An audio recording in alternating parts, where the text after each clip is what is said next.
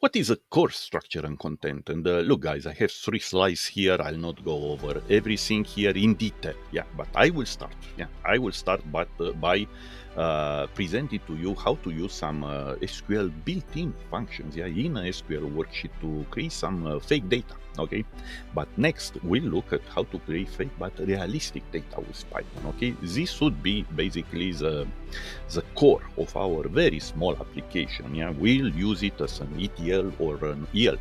Okay, and yeah, definitely you can build more complex data pipelines based on this. And next, we'll look at some Snowflake extensions that we have in VS Code. Okay, we'll look how to connect next to Snowflake, and we'll start with a Snowflake connector for Python.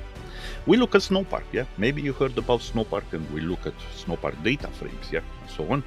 We look at Python worksheets, Python store procedures, yeah, definitely how to implement store procedures in Python, and using Snowpark. Okay, execute a scholar, yeah, execute a scholar or as an owner. This would be a tricky issue that you'll have to properly understand.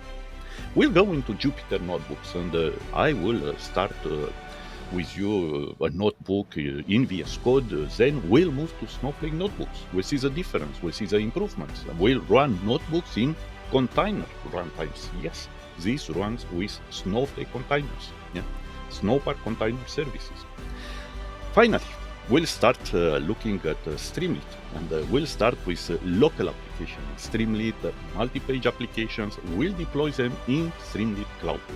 Remember, nothing in Snowflake until now, but then we will start deploying the code, all the code in Snowflake with Streamlit Snowflake application. We'll see how you can automate all this with an SQL script. Okay.